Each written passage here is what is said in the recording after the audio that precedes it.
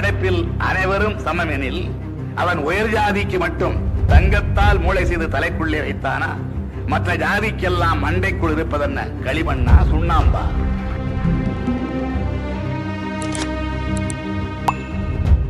நண்பர்களுக்கு வணக்கம். தமிழ்நாட்டினுடைய முதலமைச்சர், திராவிட முன்னேற்ற கழகத்தின் தலைவர், இந்தியாவிலே தலை சிறந்த முதலமைச்சர்களில் ஒருவராகிய முத்துவேல் கருணாநிதி ஸ்டாலின் அவர்களுடைய 72வது பிறந்த நாள் விழா இன்று கொண்டாடப்படுகிறது. தலைவர் அவர்களுக்கு இனிய பிறந்த நாள் நல்வாழ்த்துக்கள். திராவிட முன்னேற்ற கழகத்தின் 4 ஆண்டு சாதனைகள், என்னென்ன திராவிட முன்னேற்ற கழகத்தின் திட்டங்கள் மக்களிடத்திலே சேர்ந்திருக்கிறது என்பதை பற்றி மக்களிடத்திலே நேரடியாக கேட்டு தெரிந்து கொள்வோம். முதலமைச்சர் அவருடைய பிறந்த நாள், உங்களுக்கு இந்த 4 வருஷ திமுக ஆட்சியில உங்களுக்கு பிடிச்ச திட்டம் ஏதாவது உண்டு?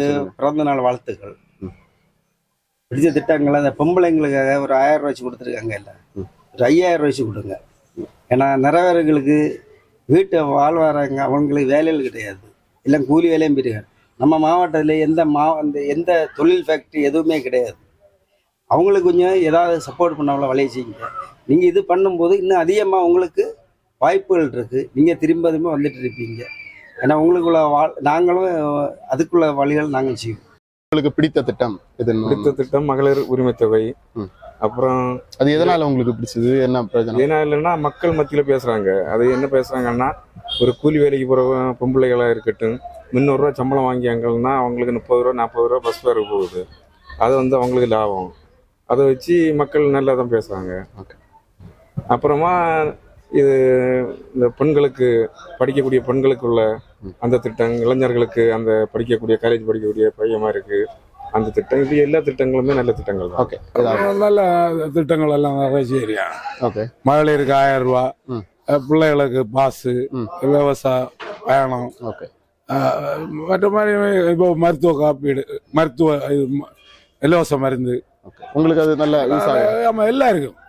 எனக்கு இல்லை, பொதுவாக எல்லாம் இருக்கும். பஸ்ஸில் இலவச பயணம் மக்களுக்கு அது ஒரு பயனுள்ள ஒரு. ஓகே, ஆட்சி எப்படி நல்லா இருக்கு இல்லையா? Okay, thank you. வச்சு மக்கள் வாங்கி நம்ம பணம் ஒன்று இல்லுதுவோ, அதனால அவரு நல்லதுதான் செய்யாரு, மக்களுக்கு எல்லாம் நல்லதுதான் செய்யாரு. அதுல நாங்க யாரும் குறை சொல்ல முடியாது. மகளிர் விடியல் பயணம் சூப்பர் திட்டம், பரவாயில்ல. இப்போ மார்த்தாண்டத்துல இருந்து நாகர்கோவிலுக்கு பஸ் இல்லை.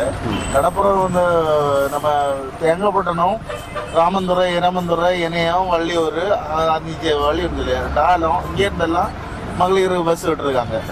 மார்த்தாண்டத்திலிருந்து நாகர்கோவிலுக்கு விடல. அப்போ கடப்புறம் ஓட்டு மட்டும் தான் அவ்வளோதான், இங்கே உள்ள ஓட்டு இவ்வளோ இல்லையா? இங்கேருந்து விட்டால் கொஞ்சம் நல்லா இருக்கும் கொஞ்சம் லேடிஸுக்கு. ஓகே, ரோடுகளெல்லாம் இப்போ முன்ன மாதிரி கொஞ்சம் நல்லா இருக்குது. வேலை கொடுக்கக்கூடிய அளவில் புதிய கம்பெனிகள் தொடங்கியது. அது ஒரு நல்ல திட்டம், மக்களுக்கு நல்ல திட்டம். நல்லா தான் செய்யறாங்க.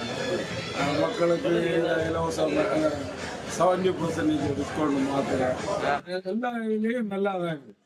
இலவச பஸ் பாசு எங்களுக்கு இது ஆங்கிலம் வேணும். தேர்தலில் வாக்குறுதி கொடுக்காமலேயே இந்த ஆட்சிக்கு வந்த உடனே மகளிர்களுக்கு இலவச பேருந்து திட்டத்தை அறிவித்தார். என்னை பொறுத்தவரையில் இது மிகவும் பாராட்டுக்குரிய ஒரு திட்டமாகும். உழைக்கின்ற மகளிர், முக்கியமாக சிறு வணிக நிறுவனங்களிலும் சிறு அலுவலகங்களிலும் உழைக்கின்ற மகளிர் ஒரு கணிசமான தொகையை மிச்சம் பிடிப்பதற்காகவும் மகிழ்ச்சியோடு வேலைகளுக்கு சென்று வருவதற்கும் இந்த திட்டம் உதவி வருகின்றது. கல்வி மாணவர்களுக்கு கவர்மெண்ட் ஸ்கூல்ல படிக்க இல்ல, அவங்களுக்கு 1000 ரூபாய் படிக்கிறது, அதை வரவேற்க. தாய்மார்களுக்கு 1000 ரூபாய் படிக்க, அதை வரவேற்க.